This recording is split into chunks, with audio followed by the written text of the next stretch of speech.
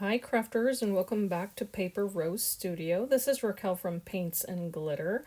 I'm coming along today with a process tutorial featuring the Autumn Florals collection from Paper Rose.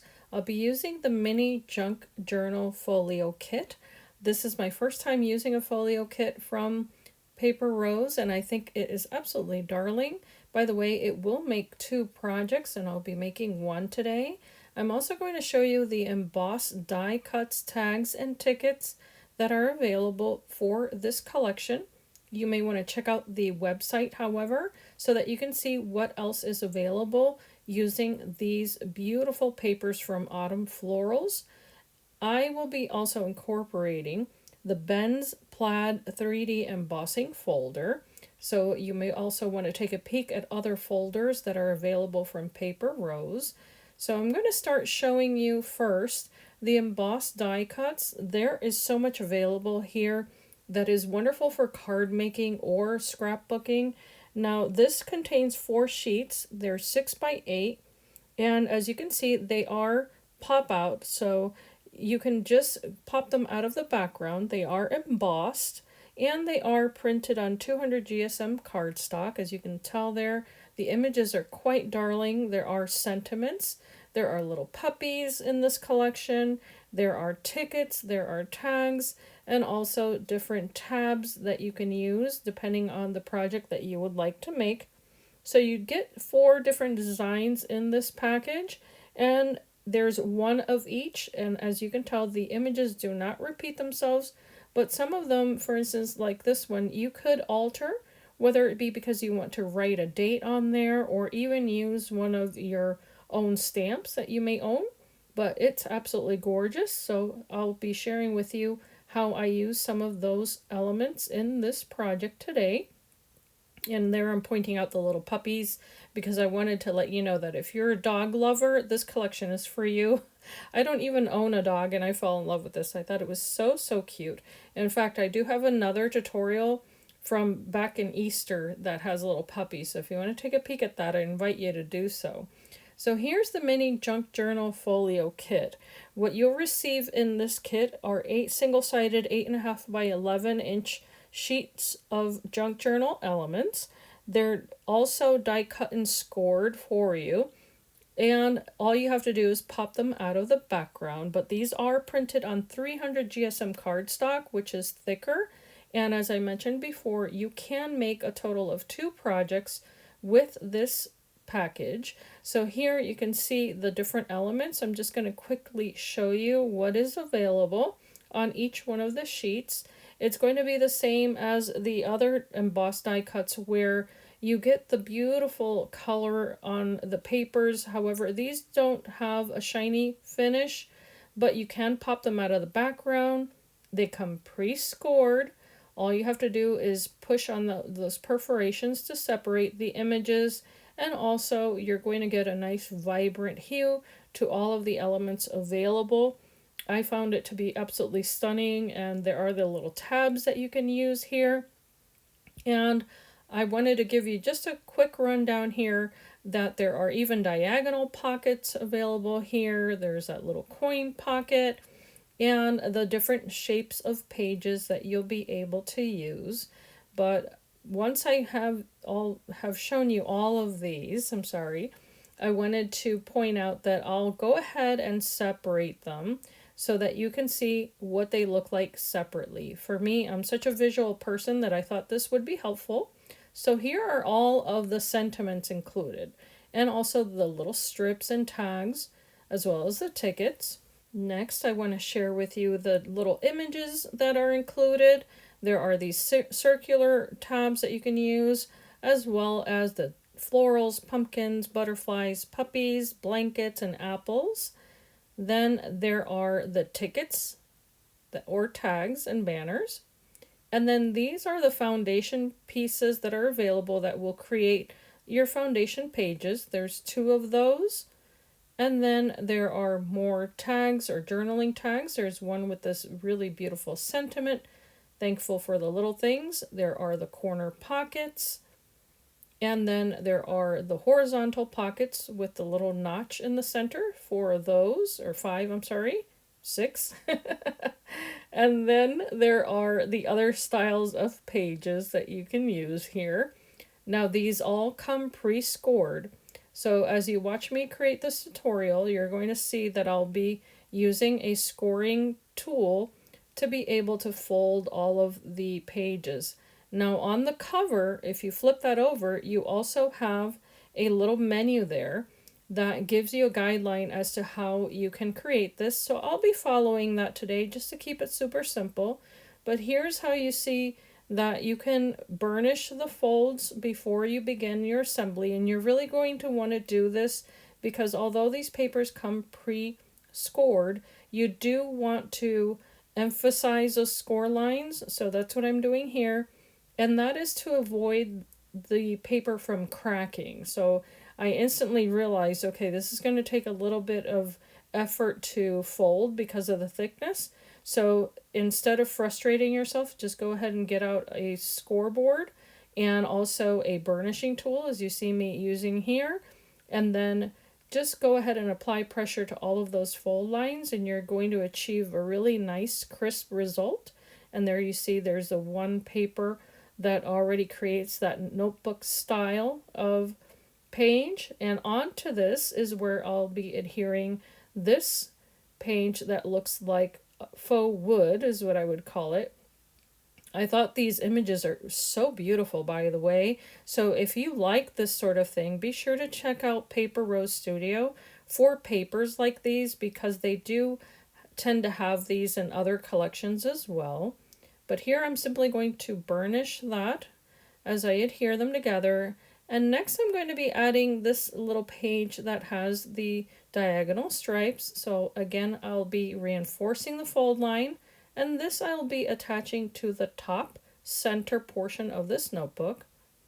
So what I'm doing here is making sure that this is placed in between the prior fold lines, so that way this is able to open and close nicely.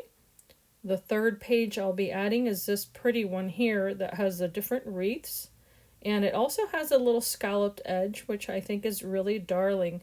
And while I'm mentioning the types of pages, I wanted to quickly let you know that if you would like to, you can trace all of these elements, different pages, onto other cardstock that you may already have. So that way, if you don't like a white background to the back of these pages, then you'll be able to go ahead and either recreate the journal entirely or just cover these pages with different colors of cardstock, which you'll see me do in a little bit here. So once I attach that third page at the bottom, I'll again be burnishing those creases or folds really nicely and gently, by the way. That's why I like to use that type of tool. That way I don't get any crease marks on my papers.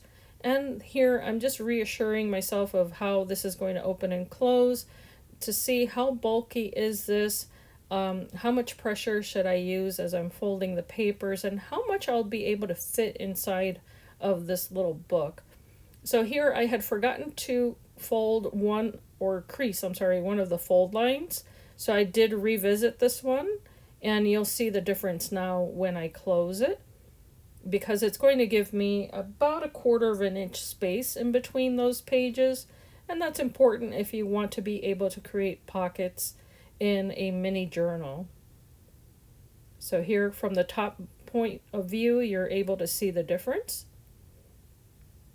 So I'll be opening this now. And what I did is exactly what I mentioned, was I traced that page that has that really beautiful edge onto a piece of ivory card.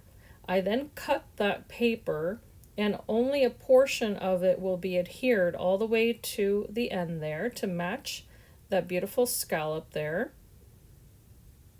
Or maybe that's called something different, and I apologize, I can't think of the name right now. But I'm going to go ahead and cut away the excess off the edges, because I did cut it just a tiny bit larger, and that's because I was tracing this.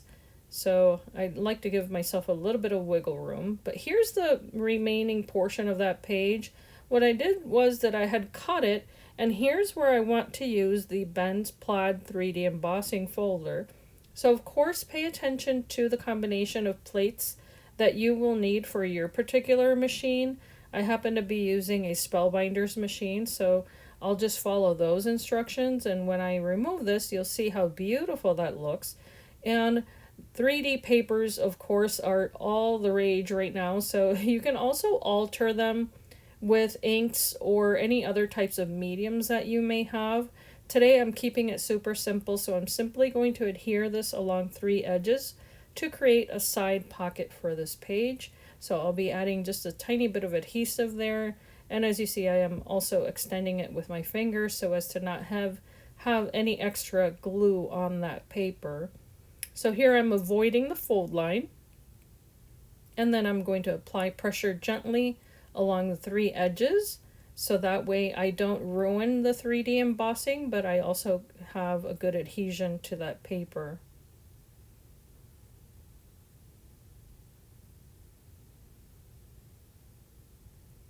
So I'm really happy with how that turned out, and now I'm using the same color ivory cardstock for the center panel, and this is simply to cover the tabs that are seen. So if you don't like those, what I would call a naked finish to a project, then be sure to cover any tabs with other papers. And as you can see here, it's up to you the color that you use, whether you keep it all in the ivory neutrals, or you could even use white cardstock. I don't think that that would be a problem. I just would highly advise that you finish it off because it gives a really pretty foundation to your project. So here I'm going to be closing the center portion of this journal. I opted for using small magnets. It's just a personal preference, so I'll be adding one right on top of that striped cardstock. Now using one of the strips available that has the green plaid, I'm going to actually be hiding that first magnet. So I'll adhere that right along that edge. And what's really neat about these, of course, is that they all coordinate really nicely. So despite the fact that there are, for instance, different textures to these papers, they're all going to match perfectly well. So as you saw there, I did cut away the excess, and underneath here, I'm matching the second magnet to the first, applied a little drop of adhesive, and that helped me with the placement of that second magnet. So I moved it on to the portion of paper where I want that to adhere, and then covered that with a little circle. So now I'm going to adorn the edge there, so that way you don't see that little circle that's kind of hanging out there at the bottom.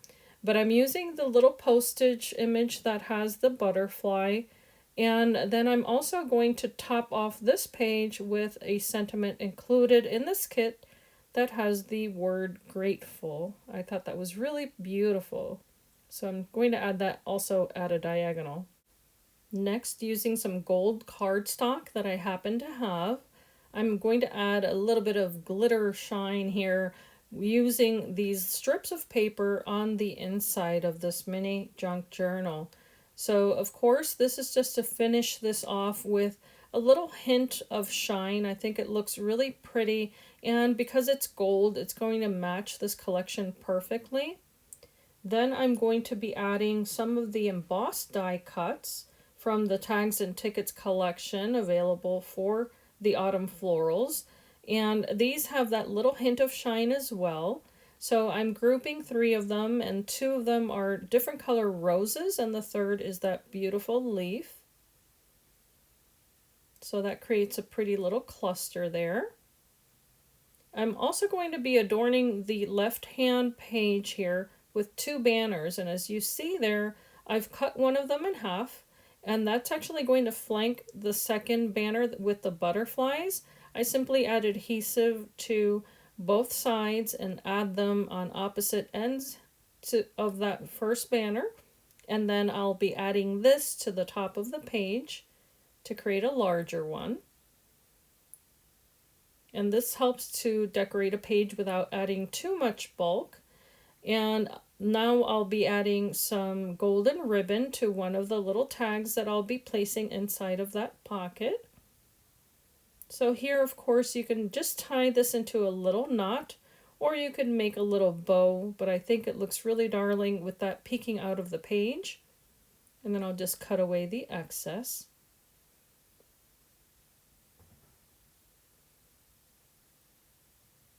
To keep the project cohesive, I'm going to be adding yet another little strip of gold mirror card. So as you see there, there's enough room to go ahead and do this on the second side.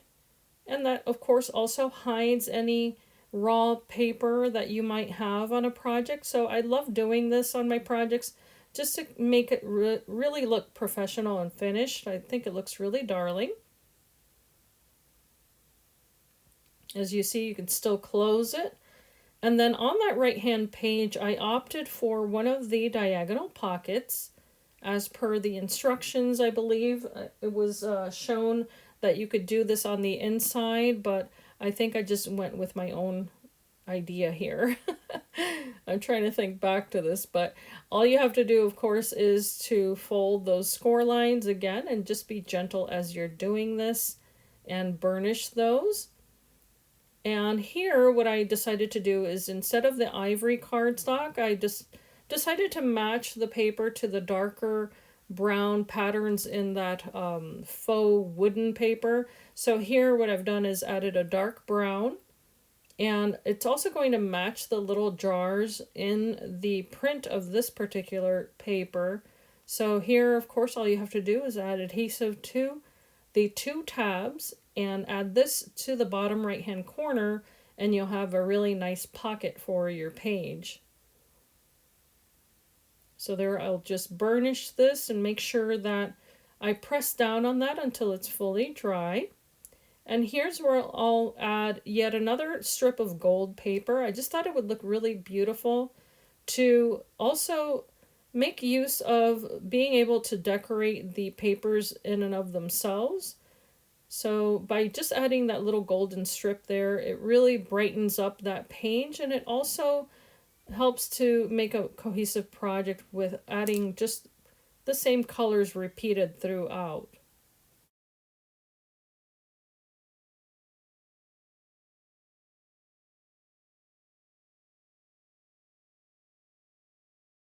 To finish decorating that pocket, I'm actually going to choose the little coin envelope available in this collection, and this is the one in the little red plaid. I thought that was so pretty. So again, I'm following the score lines already available on this paper. And once again, I'll suggest that if you want to be able to add, for instance, 2 or 3 elements in this style, don't forget that you can trace this onto other papers you may already have from Paper Rose, and then create a bunch of different elements that are in the same manner. So here I'm just going to burnish those fold lines. This closes right onto itself. So there's the left and right hand side panel. So you fold those toward the center. And once those are nicely burnished, all you need is a little bit of adhesive along the bottom edges and one of the panels so that you can close this little coin envelope.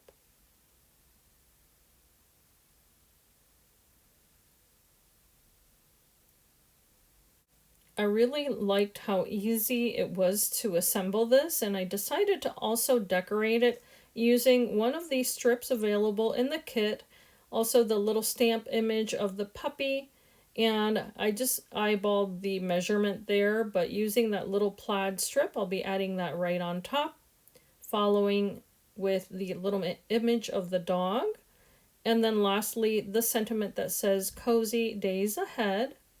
And I thought that looks so cute. So that's going to go right in that right hand pocket along with another tag. But first I'm going to finish decorating this page by simply using one of the images that is in the circular manner and also has the beautiful florals there. So that completes our third page in this darling little junk journal.